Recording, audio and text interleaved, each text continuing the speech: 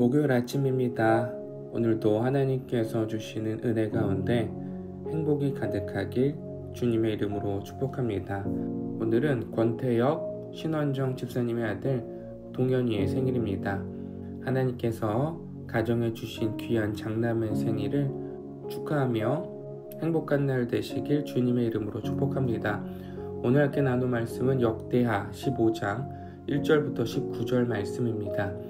하나님의 영이 오뎃의 아들 아사랴에게 임하심에 그가 나가서 아사를 맞아 이르되 아사와 및 유다와 베냐민의 무리들아 내 말을 들으라. 너희가 여호와와 함께하면 여호와께서 너희와 함께 하실지라. 너희가 만일 그를 찾으면 그가 너희와 만나게 되시려니와 너희가 만일 그를 버리면 그도 너희를 버리시리라.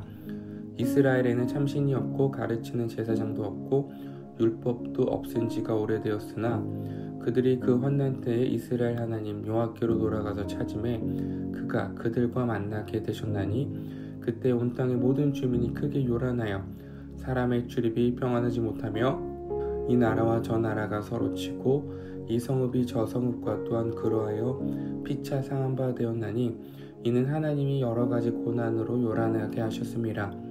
그런즉 너희는 강하게 하라. 너희의 손이 약하지 않게 하라. 너희 행위에는 상급이 있음이라 하니라. 아사가 이 말고 선지자 오뎃의 예언을 듣고 마음을 강하게 하여 가증한 물건들을 유다와 베냐민 온 땅에서 없애고 또 에프라임 산지에서 빼앗은 성읍들에서도 없애고 또 여호와의 낭실 앞에 있는 여호와의 제단을 재건하고 또 유다와 베냐민의 무리를 모으고 에프라임과 므낫세와 시므온 가운데에서 나와서 저희 중에 머물러 사는 자들을 모았으니 이는 이스라엘 사람들이 아사의 하나님 여호와께서 그와 함께 하심을 보고 아사에게로 돌아오는 자가 많았음이더라.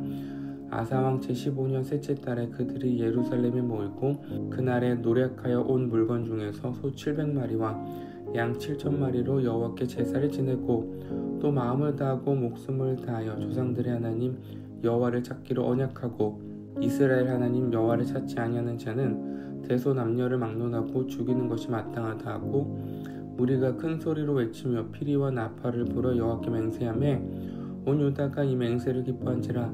우리가 마음을 다하여 맹세하고 뜻을 다하여 여호와를 찾았으므로 여호와께서도 그들을 만나주시고 그들의 사방에 평안을 주셨더라.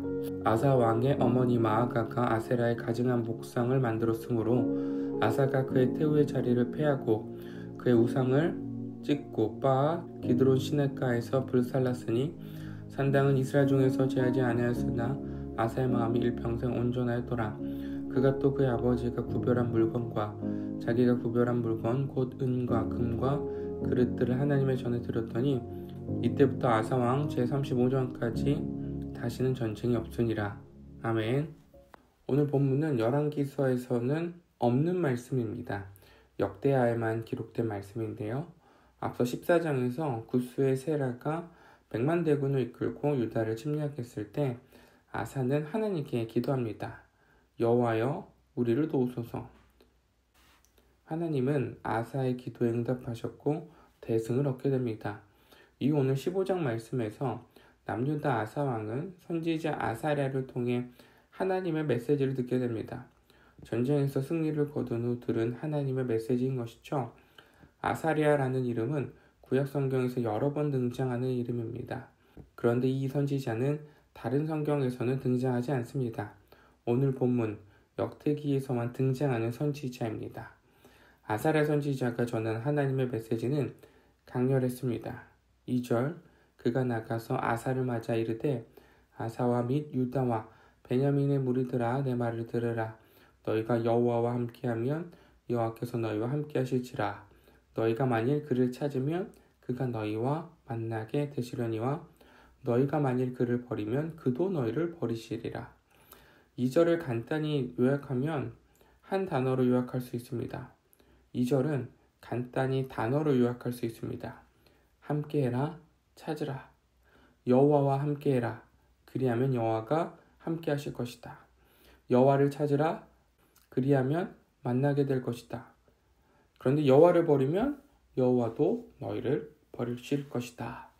전쟁에서 승리한 아사와 남유다 백성들에게 던져지는 메시지는 여호와를 찾으라입니다. 이스라엘은 오랫동안 3절이죠. 참신 하나님이 없었습니다. 제사장도 없고 율법도 없습니다. 예배와 말씀이 사라진 것이죠. 이스라엘이 절대 포기하거나 버리면 안 되는 것이 바로 말씀과 예배였습니다. 이스라엘의 정체성을 드러내고 세상에서 구별됨을 보여주는 두 가지가 바로 말씀과 예배이기 때문이죠. 그런데 말씀과 예배가 없다? 세상 민족과 다를 바 없는 자들이 되는 것입니다. 환난의 때 말씀과 예배가 사라진 이스라엘을 하나님께서 치십니다. 그때는 온 땅의 주민이 크게 요란하죠. 5절 말씀이죠. 나라가 불안정합니다. 평화가 없으니 불안정한 것이죠. 사람의 출입이 평안하지 못합니다. 7절에 보면 너희는 강하게 하라라고 말합니다. 무엇을 강하게 해야 될까요? 앞서 2절 메시지와 연결이 되죠. 여호와와 함께해라. 여호와를 찾으라. 너희의 강함은 하나님으로부터 오는 것이니 여호와를 찾아라. 이에 아사왕은 마음을 강하게 하여 가증한 물건들을 제거합니다. 더러운 우상을 제거한 것이죠. 그리고 제단을 쌓아요. 여호와를 찾으면 마음을 강하게 한 아사가 회복시키는 것이 있습니다. 하나님께 제사를 드리죠. 그러자 놀라운 결과가 나타납니다. 9절에 보면 이스라엘 사람들이 아사의 하나님 여호와께서 그와 함께 하심을 보고 아사에게로 돌아오는 자가 많더라. 북이스라엘 사람들 중에 하나님께 돌아오는 자가 생기는 거야.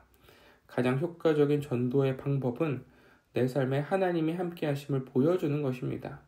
다른 요행이 없어요. 우리가 마음을 강하게 하고 세상을 찾지 않고 하나님을 찾을 때 세상은 우리를 통해 하나님을 찾게 됩니다. 우리의 구별됨이 여기서 나타나는 것이죠. 마음을 강하게 한 아사왕은 용기를 내어 종교개혁을 단행합니다. 제사를 드리고 하나님을 찾기로 언약을 맺죠.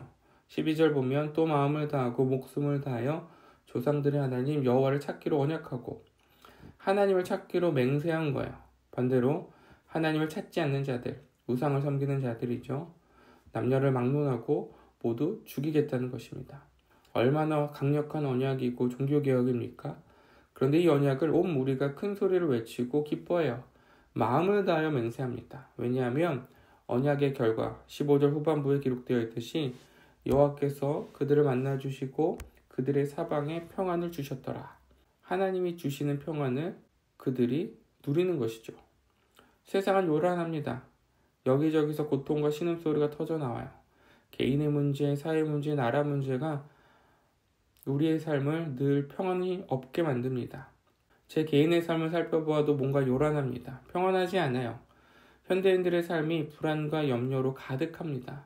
뭔가를 하고 있지만 걱정이 되고 바쁜 일상을 보내지 않으면 불안해요.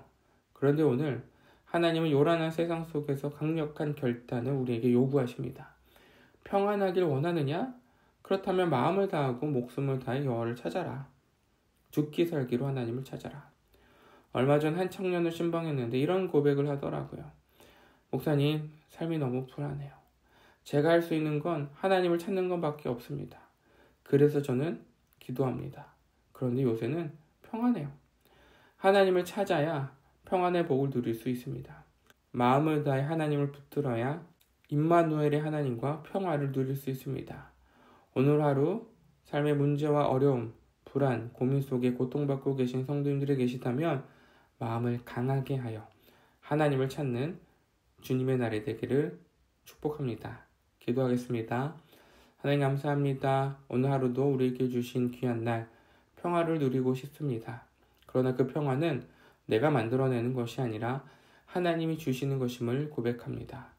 내 마음을 강하고 담대하게 하여 하나님께서 우리의 삶에 임재하시고 평안을 주심을 믿으며 살아가게 하여 주시옵소서. 세상의 소리와 세상의 염려가 우리의 삶을 지배하지 않도록 도와주시고 사랑하는 우리 모든 성도님들의 하루가 신음과 애통과 고통의 소리가 아니라 행복과 평화의 고백이 넘쳐나는 오늘 하루가 되게 하여 주시옵소서. 감사드리며 예수님의 이름으로 기도드렸습니다. 아멘.